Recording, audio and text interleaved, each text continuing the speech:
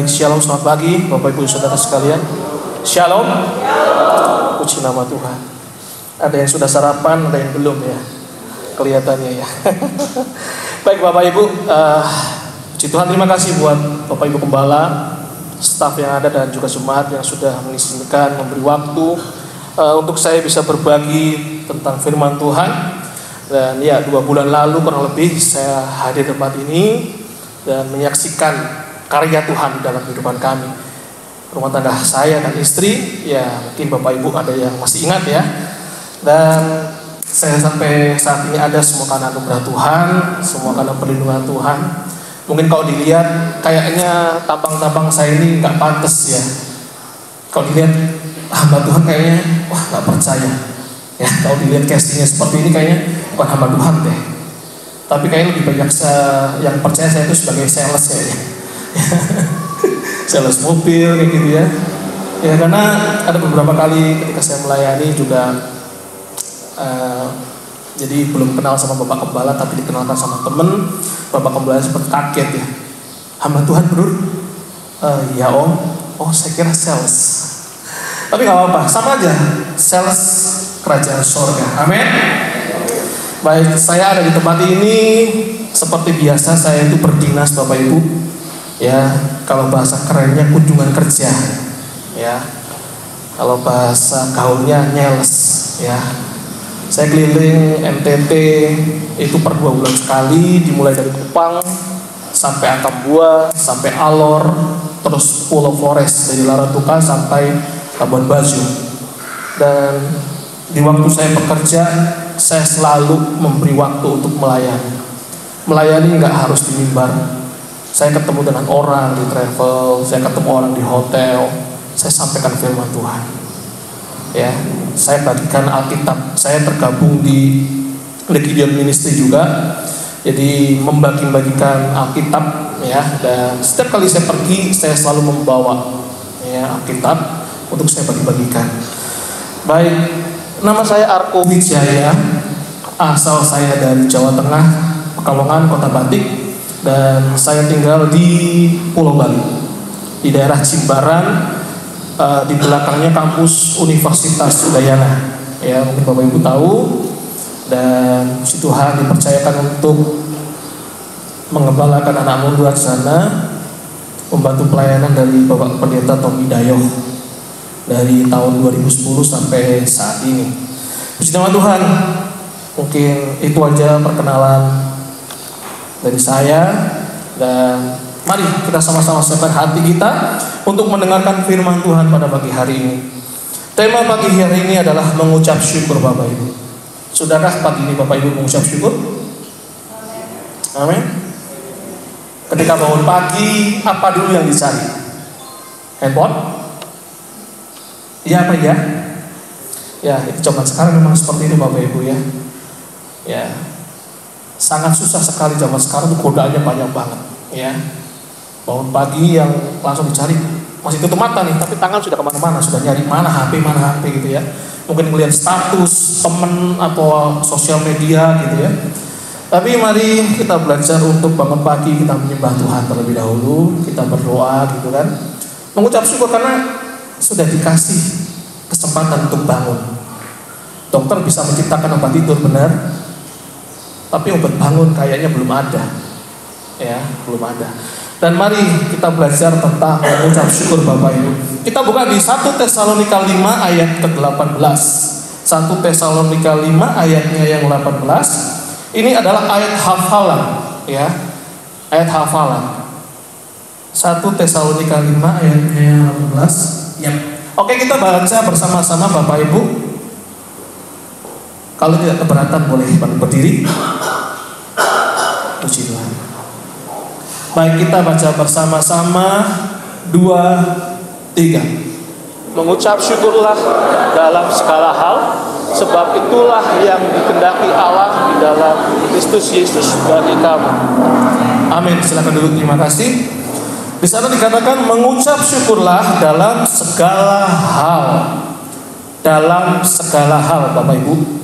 Jadi bukan ketika kita mendapat berkat saja, ketika salary kita naik, ketika omset jualan toko kita naik, bukan hanya itu, tetapi di dalam kondisi yang tidak memungkinkan untuk kita bisa tertawa, untuk kita bisa tersenyum, Tuhan tuntut itu untuk kita tetap bisa mengucap syukur. Mungkin ada di tempat ini yang ketika omset jualan tokonya sedang menurun, ya, karena mungkin waktu pandemi. Apakah Bapak Ibu bisa mengucap syukur dengan kondisi seperti ini? Ya, ketika melihat saldo di ATM lebih banyak PIN dibanding isinya, apakah kita bisa mengucap syukur dalam kondisi seperti ini? Ya, itu pertanyaan yang harusnya setiap hari kita tanyakan kepada diri kita. Sudah belum sih kita mengucap syukur? Ya, dan ini yang dikehendaki Tuhan untuk kita, Bapak Ibu. Ya, mungkin sebelum ayat ini dibacakan tadi ya, mungkin kita sudah sering mendengar ayat ini. Ya, tapi kenapa sampai saat ini kita masih mendengarkan ayat ini? Ya, berarti tandanya kita belum 100% bisa mengucap syukur dalam segala hal, Bapak Ibu. Dan bagaimana sih caranya? Kenapa sih kok kita susah banget mengucap syukur? Kenapa? Kita mau belajar bersama-sama, Bapak Ibu. Gimana sih caranya biar kita ini bisa mengucap syukur dalam segala hal? Yang pertama, stop membanding-bandingkan.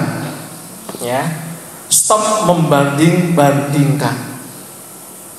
Waktu lalu saya sampaikan ini, Bapak Ibu, dan saya kasih contoh ibu-ibu. Ya, biasanya ibu-ibu membanding-bandingkan nih. Ya, saya ngomong seperti itu. Selesai ibu-ibu datang sama saya, dia ngomong, Mas, manggil saya Mas. Mas, jangan samakan semua ibu-ibu. Dia bilang gitu. Saya beda dengan ibu-ibu yang lain, Mas. Nggak sama saya. Loh, Bu, itu membanding-bandingkan nggak, Bu? Iya, tapi bukan, Mas, katanya. Oh ya, Bu, maaf ya, Bu, ya kalau saya menyinggung, saya bilang gitu. Ya, jadi yang pertama, stop membanding-bandingkan, Bapak Ibu. Jangan pernah membanding-bandingkan. Membanding-bandingkan apa? Yang pertama, membanding-bandingkan berkat kita dengan orang lain. Nggak usah. Ya, Tuhan punya rencana sendiri buat kita. Ya, stop membandingkan. Kenapa sih kok nih orang kok lebih diberkati? Kenapa kok saya enggak? Tuhan, saya setiap pagi berlutut di hadapan Tuhan. Setiap siang saya berlutut di hadapan Tuhan. Setiap malam mau tidur saya menyembah Tuhan. Tuhan, kenapa sih kok tuh orang lebih diberkati dibanding saya? Ya, pernah Bapak Ibu seperti itu kepikiran? Saya juga pernah, Bapak Ibu. Saya kerja dari pagi hingga larut malam, terus menerus. Tapi kenapa seperti ini terus, Tuhan? Kenapa sih ini orang kerjanya nyantai duduk-duduk kok lebih diberkati? Ya. Dan itu yang membuat saya nggak bisa mengucap syukur. Dan dari situ saya belajar, Bapak Ibu. Kalau saya terus menerus seperti itu, saya tidak akan bisa mengucap syukur. Dan akhirnya saya berhenti untuk mengeluh seperti itu. Dah, biarin suka-sukanya Tuhan lah. Tuhan mau buat apa sama orang itu, ya sudah. Itu rencananya Tuhan kok. Ya. Jadi stop membandingkan berkat kita dengan orang lain. Karena berkat tidak melulu masalah nominal. Ya. Tidak melulu dengan nominal.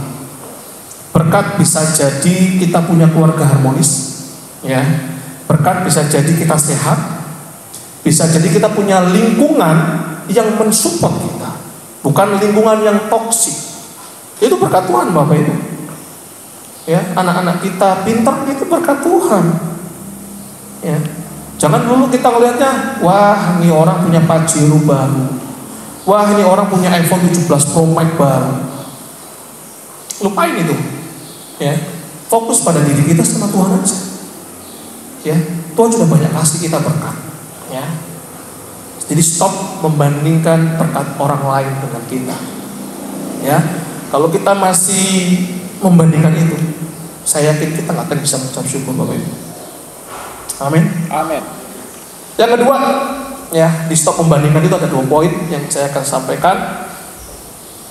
Yang kedua, stop bandingkan prosesnya kita sama orang lain. Ya, sering kan kita lihat kan, kok seakan-akan orang gampang banget hidupnya, lurus saja. Kok nggak liku-liku, kok saya ini kok, waduh, setiap kali lewat masalah lagi, setiap kali lewat masalah lagi. Ya, proses masing-masing orang itu berbeda Bapak Ibu. Ya, masing-masing itu berbeda. Saya pun gitu ya. Jadi saya menyampaikan apa yang saya juga alami Bapak Ibu. Ya, apa yang saya alami, ya itu yang saya saksikan. Dan ternyata luar biasa gitu. Berkat Tuhan itu luar biasa, mengalir ketika kita sudah nggak membanding-bandingkan itu. Ya, jangan banding-bandingkan prosesnya kita sama prosesnya orang lain. Ya, seakan-akan hidup kita itu berat banget. Pernah ngalamin hal itu Bapak Ibu? Apalagi yang rajin pelayanan. Ya, Tuhan aku ini kurang apa sih? Aku tuh melayani dari hari Senin sampai Senin lagi loh Tuhan. Kenapa kok tiap kali lewat masalah lagi, tiap kali lewat masalah lagi? Kenapa? Kenapa tuh orang yang nyantai-nyantai gak melayani kok kenapa hidupnya nyantai-nyantai aja? Hidupnya lurus-lurus aja. Kok kenapa saya Tuhan bawa sampai saat ini? Susah banget Tuhan. Ya, stop membandingkan itu Bapak Ibu. Itu kita harusnya bersyukur Bapak Ibu. Ya, yang 2 bulan lalu saya sampaikan betapa Tuhan bawa saya. Ya, saya boleh katakan itu titik terendah saya dan istri. Ya, ketika sudah happy prepare semua, ya, baju untuk anak yang akan dilahirkan istri. Oh, prepare semuanya. Tapi Tuhan berkata lain. Ya, Tuhan berkata lain. Ketika lahir, ternyata Tuhan ambil lagi. Ya, waktu itu istri sempat komplain juga. Tuhan, kenapa sih kita tuh kurang apa sih? Ya, kok Tuhan sampai seperti ini? Ya, itu proses yang berat Bapak Ibu. Kita melayani ke sana ke sini kita melayani. Tapi kenapa kok berat banget gitu? Kenapa sih kok berat sekali gitu? Proses ini berat banget. Ya. Dan saya nggak mau membandingkan itu. Biarin aja orang lain kan. Saya bersyukur Bapak Ibu ketika saya mengalami itu, saya mengucap syukur sama Tuhan. Tuhan terima kasih ya. Tuhan sudah kasih saya seperti ini. Kenapa saya bisa kuat sampai saat ini? Semua karena anugerah Tuhan. Semua karena perlindungan Tuhan. Proses yang saya dapat saya nikmati sampai saat ini. Saya nikmati itu Bapak Ibu. Ya, mungkin yang dalam pelayanan, dunia pelayanan, ya, nggak jarang sesama pelayan itu saling gotong-gotongan, nggak jarang. Ya, saya membimbing, membina teman-teman di Jimbaran, mereka melayani. Ya, banyak banget yang laporan, Kak, gini Kak, kok gini kok. Ya, ini orang kok baru datang tiba-tiba langsung melayani, nggak pakai lewat harus rajin doa dulu, harus ikut pengembangan skill dulu. Kok tiba-tiba langsung melayani Kak? Kok saya dulu nggak gitu Kak? Ada yang seperti itu. Saya pun begitu Bapak Ibu. Saya bisa berdiri saat ini semua karena proses. Nggak gampang. Ya. Dulu saya mau melayani di mimbar sebagai pemain musik. Waktu itu saya di GBI, saya harus melalui banyak tahap Bapak. Padahal menurut saya cuma main musik. Kenapa kok susah banget? Harus rajin ikut doa, bukan doa malam ya, doa pagi. Harus rajin ikut doa pagi jam 5 pagi, ya. Habis itu saya harus melayani di sekolah minggu dulu, antar jemput sekolah minggu, baru bisa main di remaja. Melayani di remaja baru bisa di ibadah pemuda, baru bisa di umum. Tapi ada temen yang tiba-tiba langsung, loh kok langsung melayani, kok nggak pakai proses yang saya alami. Sempat saya komplain, ya. Tapi akhirnya Tuhan kasih hikmah, nggak apa-apa, kamu belajar lebih dalam lagi, nggak apa-apa. Ya, puji Tuhan sampai saat ini Tuhan bawa saya bisa keliling ke NTT, bisa menyampaikan firman ke orang-orang. Puji Tuhan, semua karena proses, dan saya nggak mau lagi membanding-bandingkan. Pokoknya urusan saya sama Tuhan, baru saya bisa mengucap syukur. Kalau saya masih membandingkan prosesnya orang lain dengan diri saya rasa saya nggak bisa sampai saat ini. Ya, jadi stop membanding-bandingkan kita dengan orang lain. Kita mau buka di Ibrani 12 ayatnya 5, ayat ke-5 dan ke-6. Ibrani 12 ayat 5 dan 6 Bapak Ibu. Ibrani 12 ayat kelima dan keenam. Baik, saya bacakan Bapak Ibu, Ibrani 12 ayat 5 dan 6. Dan sudah lupakah kamu akan nasihat yang berbicara kepada kamu seperti kepada anak-anak?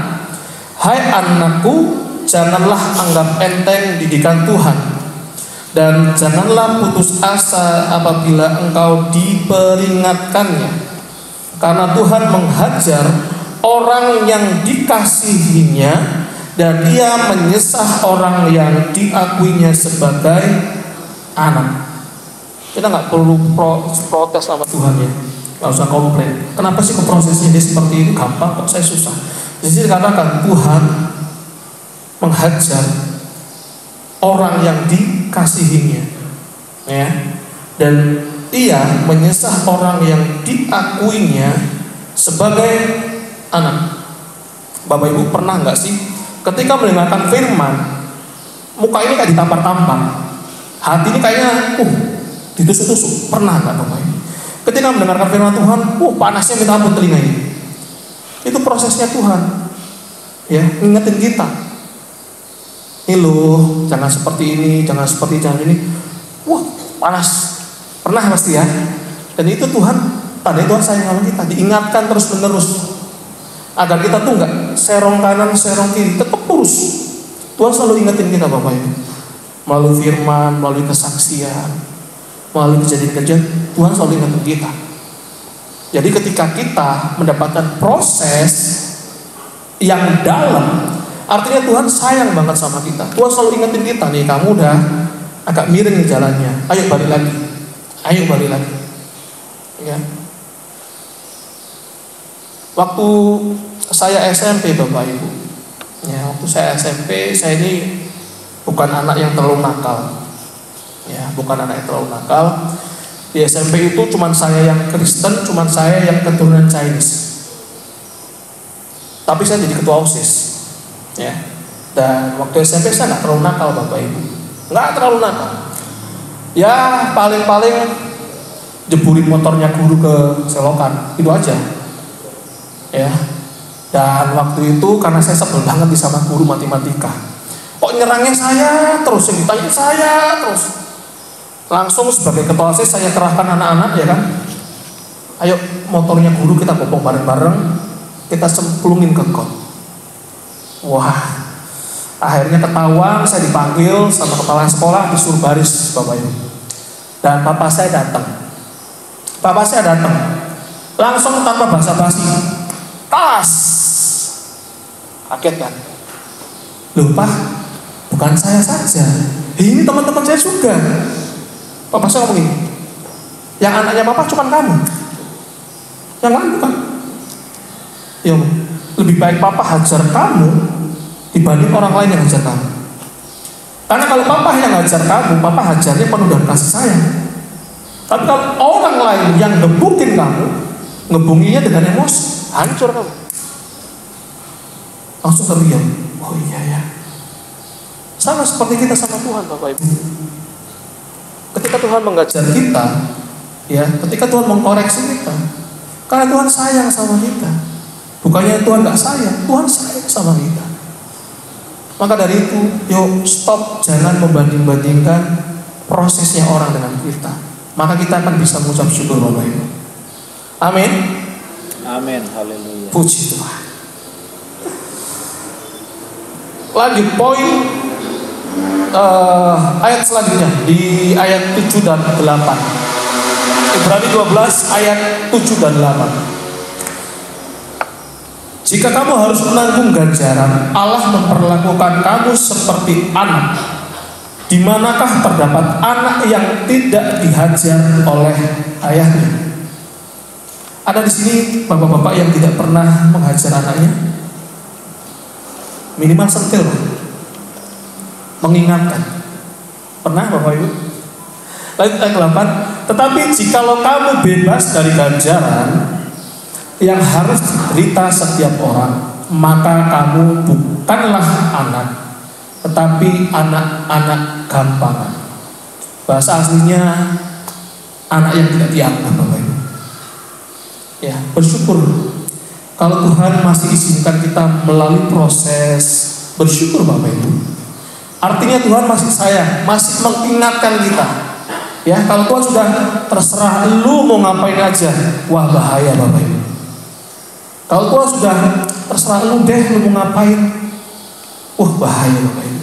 Bersyukur kalau masih diingatkan sama Tuhan melalui kejadian-kejadian yang Tuhan izinkan di dalam kehidupan kita. Bersyukur tandanya Tuhan sayang sama kita. Amin. Yang kedua, gimana caranya agar kita ini bisa mengucap syukur Bapak Ibu? Yang kedua, selalu ingat kalau semua ini miliknya Tuhan. Kita ini hanya dititipkan. Ya. Jadi kalau Tuhan minta, terima kasih Tuhan, karena kita cuma dititipkan. Ya. Kalau kita merasa semua ini milik kita nggak akan bisa mengucap syukur. Nggak akan. Kita mau belajar dari seorang yang luar biasa, ya. Nah ini Bapak Ibu kalau mau membandingkan proses sama ini orang, namanya Ayub, ya. Kita belajar pagi ini, bagaimana sih Ayub ini di Ayub pertama, ya, di pasal pertama di ayat-ayat awal. Saya sampaikan bahwa Ayub ini orang yang saleh, Bapak Ibu, saleh, ya, ngikutin apa maunya Tuhan. Tetapi kalau Bapak Ibu baca, ya, dari ayat 1 sampai 42, hanya 10 ayat yang menggambarkan kondisi Ayub dipulihkan. Ya, Ayub orang kaya Bapak Ibu, orang kaya. Tetapi Tuhan izinkan proses ini ada di dalam kehidupannya dia. Apa yang dialami dalam waktu 1 hari? Ya, ternaknya, ribuan ternaknya habis dijarah, kesambar petir, ya, bahkan ada angin besar yang menghancurkan rumahnya. Dan ke-10 anaknya meninggal dalam waktu 1 hari. 10 anaknya Bapak Ibu. Saya masih bisa mengucap syukur, saya baru satu yang Tuhan minta. Ya.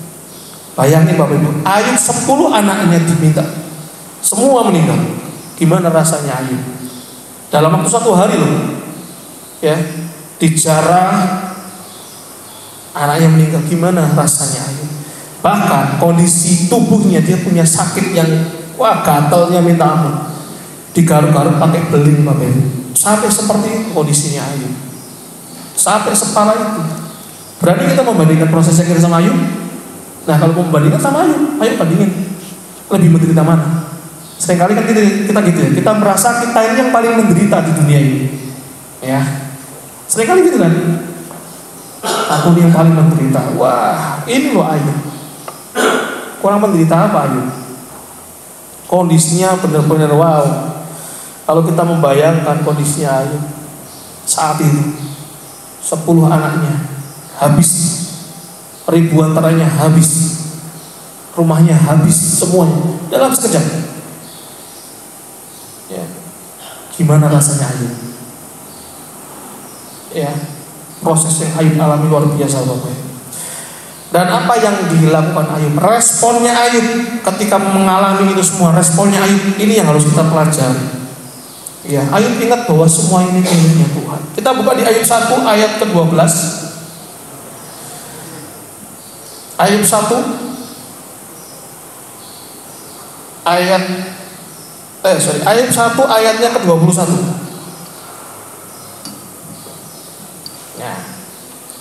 Katanya, dengan telanjang aku keluar dari kandungan ibuku, dengan telanjang juga aku akan kembali ke dalamnya.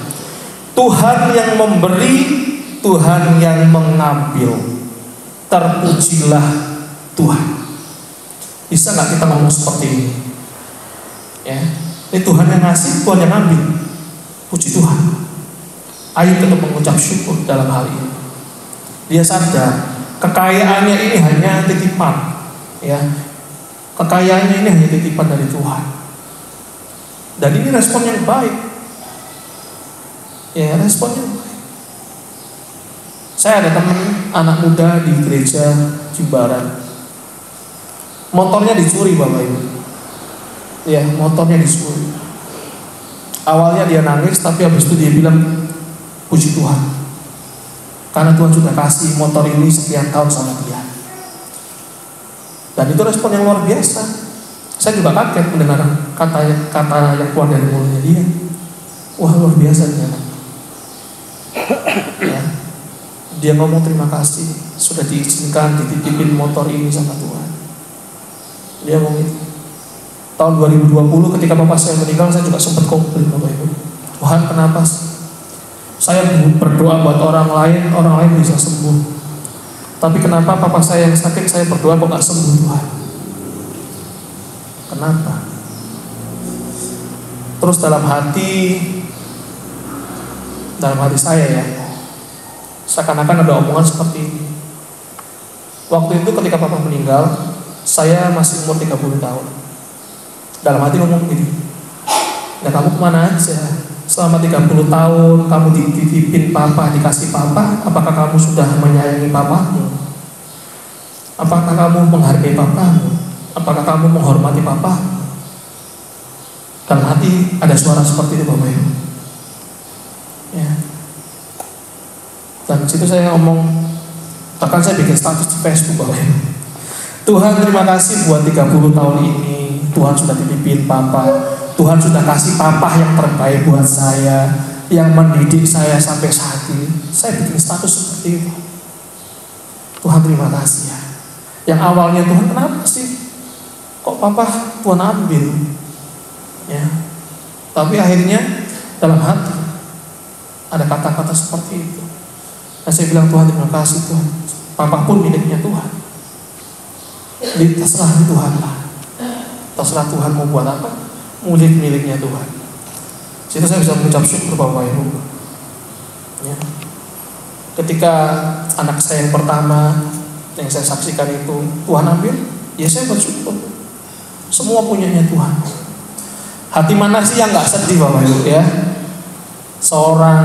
Sepasang suami istri muda ya, yang sudah menanti-nantikan gitu ya di pernikahannya, Tuhan kasih keturunan.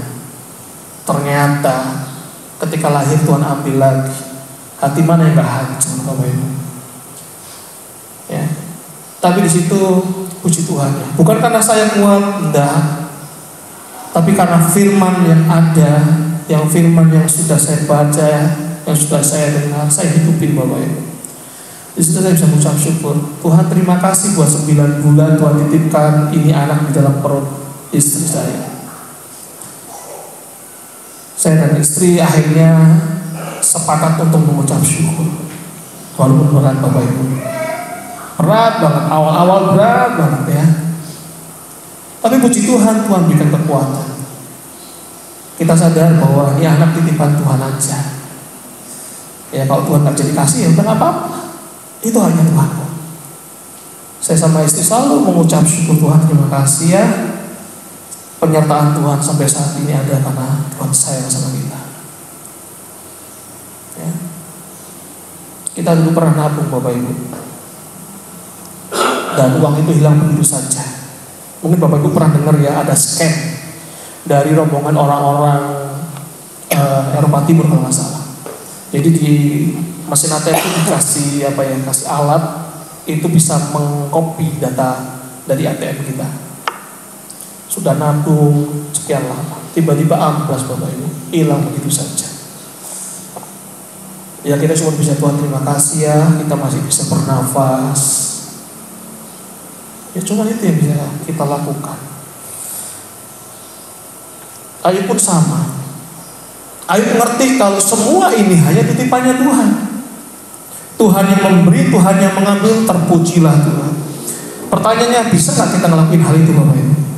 Mengucap syukur dalam hal seperti itu. Ini Ayu dalam kondisi terpuruk loh, paling rendah. Ayu masih bisa mengucap syukur. Bagaimana dengan kita Bapak Ibu? Prosesnya berat. Tapi Ayu bisa ngelewatin itu dengan baik. Kita membuka di Ayub 42 ayat 5 dan 6.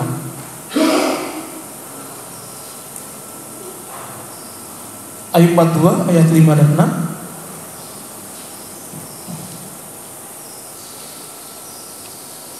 Hanya dari kata orang saja aku mendengar tentang engkau, tetapi sekarang mataku sendiri memandang engkau.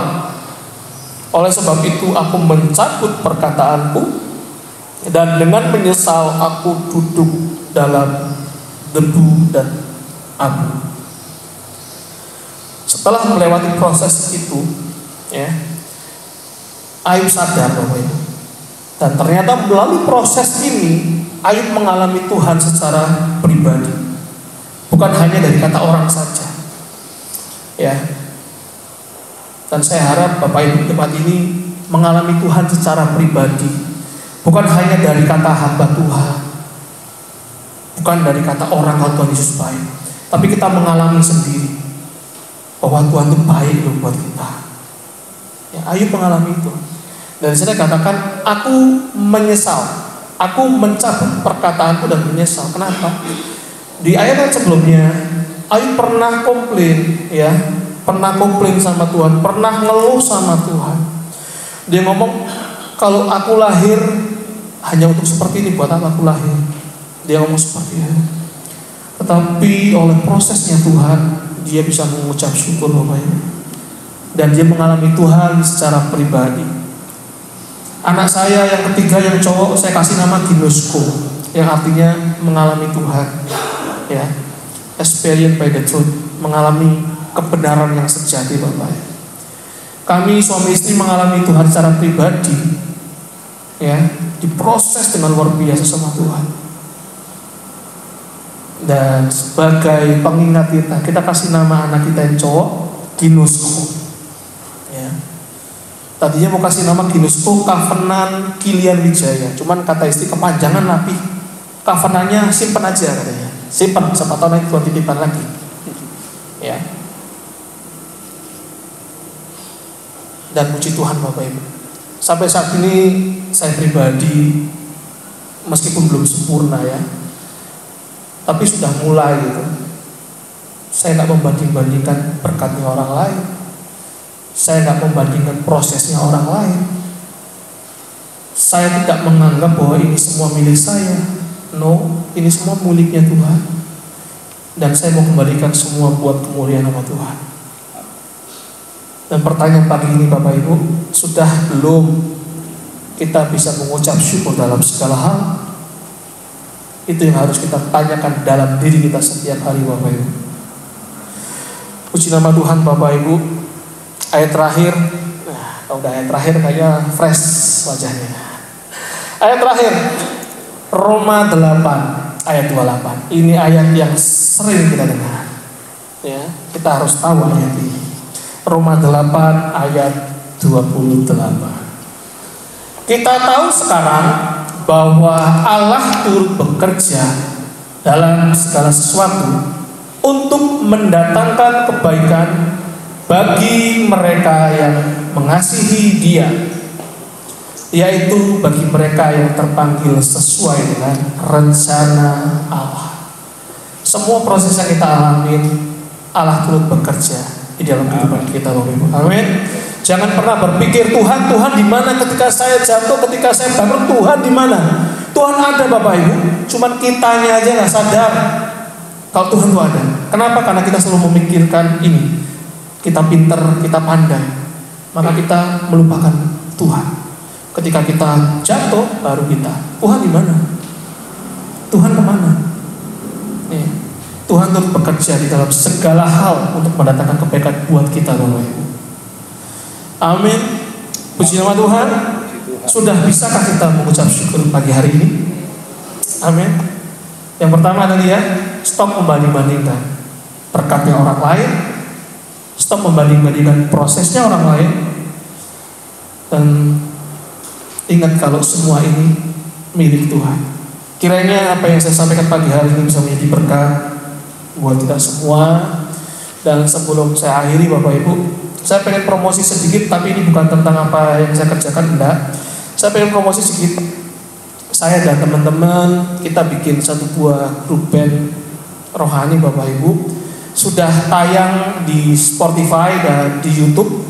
Bapak Ibu bisa bantu untuk di like, subscribe gitu ya. Namanya Divine Calling Worship Bapak Ibu. Di sana baru ada 4 lagu ya, dan isinya itu adalah hati kami, isinya pengalaman kami di sana. Mungkin Bapak Ibu bisa cek di Spotify atau di YouTube. Kiranya lagu-lagu itu bisa memberkati Bapak Ibu ya. Ketika lagi masak bisa mendengarkan lagu itu. Namanya Divine Calling Worship. Jadi namanya itu ya, gambarnya biru, hijau, gambarnya hijau. Jadi band ini kita buat untuk memuliakan nama Tuhan Bapak Ibu ya. Bakat-bakat yang Tuhan kasih kita mau kembalikan lagi buat Tuhan. Dan 4 lagu yang baru kita produksi ini semua dari pengalaman kita. Apa yang Tuhan tahu di hati kita itu kita sampaikan di lagu ini Bapak ya. Ada 2 lagu yang Tuhan kasih ke saya dan belum kita bikin, belum kita upload, belum kita rekaman ya, karena mungkin lagi pada sibuk persiapan Natal dan lain-lain, jadi belum sempat. Dan ya saya mohon dukungan untuk disupport ya, untuk di like, didengerin di Spotify atau di YouTube Divine Calling Worship. Karena itu bisa memberkati Bapak Ibu sekalian. Terima kasih buat waktunya Bapak Ibu Gembala. Terima kasih buat kesempatan yang sudah diizinkan untuk saya bisa melayani tempat ini. Kiranya nggak kapok Bapak Ibu. Kiranya nggak kapok. Dan sampai jumpa di lain kesempatan. Tuhan Yesus memberkati. Saya kembalikan ke Bapak Gembala.